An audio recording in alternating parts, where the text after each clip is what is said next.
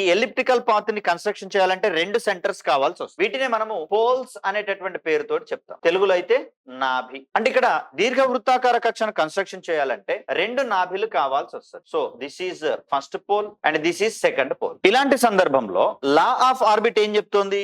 సూర్యుడి చుట్టూత మిగిలినటువంటి సెలెషియల్ బాడీస్ ఏవైతే ఉన్నాయో, గ్రహాలు కావచ్చు, వాటి చుట్టూత పరిభ్రమించేటటువంటి ఉపగ్రహాలు కావచ్చు, ఇవన్నీ కూడా మొదటగా ఎలిప్టికల్ పాత్ లో పరిభ్రమిస్తూ ఉంటాయి. So every celestial body will revolve around the sun in an elliptical path. దీన్ని పాత్ లేదా ఆర్బిట్ అనేటటువంటి పేరుతోటి చెప్తాం. దీర్ఘ వృత్తాకార కక్షలలో పరిభ్రమిస్తూ ఉంటాయి. మరి సూర్యుడు ఎక్కడ ఉంటాడు సార్? Where is the exact position of sun అంటే ప్రతి సెలెషియల్ బాడీస్ కి పరిభ్రమించేటటువంటి ఎలిప్టికల్ పాత్ కి రెండు పోల్స్ ఉంటున్నాయి అంటున్నాం కదా.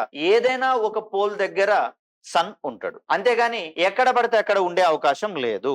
అంటే ఇప్పుడు ఎర్త్ కి సంబంధించి చూస్తే పోల్ 2 దగ్గర సన్ ఉన్నప్పుడు, మెర్క్యూరీకి సంబంధించి చూస్తే అది పోల్ 1 దగ్గర ఉండేటటువంటి అవకాశం ఉంది. అంతే తప్పిస్తే ఈ రెండు ప్లేసెస్ కాకుండా వేరే ఏ ప్లేస్ దగ్గర కూడా సన్ యొక్క ఎగ్జిస్టెన్స్ ఉండే అవకాశం లేదు. సో ఈ పాయింట్ ఆఫ్ వ్యూలో సోలార్ అంటే సన్ యొక్క పొజిషన్ అనేది స్టాటిక్ గా ఉంటది ఫర్ ఎవ్రీ ప్లానెట్. మరి ఈ సందర్భంలో చూడండి, ఒకసారి జాగ్రత్తగా గమనిస్తే ఒక పర్టికులర్ పొజిషన్ దగ్గర ఆ సెలెషియల్ బాడీ యొక్క place from the sun is maximum. దీన్నే మనము అపహేలియన్ అనేటటువంటి పేరుతో చెప్తాం. తెలుగులో అయితే అపహేలి. అంటే భూమికి, గ్రహాల వంటి ఖగోళ వస్తువులకు అవి వాటి యొక్క నిర్దిష్ట కక్షలో పరిభ్రమిస్తున్నప్పుడు ఉండేటటువంటి మాక్సిమం డిస్టెన్స్ ఏదైతే ఉందో దీన్ని మనం అపహేలి అనే పేరుతో చెప్తాం. And then the shortest distance between the celestial body and sun while revolving in an elliptical path is called perihelion. దీన్నే మనం పరిహేలి లేదా పెరిహేలి అనేటటువంటి పేరుతో చెప్తాం. రైట్? అంటే సెలెషియల్ బాడీ ఎలిప్టికల్ పాత్ లో రివాల్వ్ అవుతున్నటువంటి సందర్భంలో ఏ సిచ్యువేషన్ లో కూడా దానికి సూర్యుడికి మధ్యలో ఉండేటటువంటి దూరం ఫిక్స్డ్ గా ఉండే అవకాశం ఉండదు, ఇది మారుతూ ఉంటది. ఇక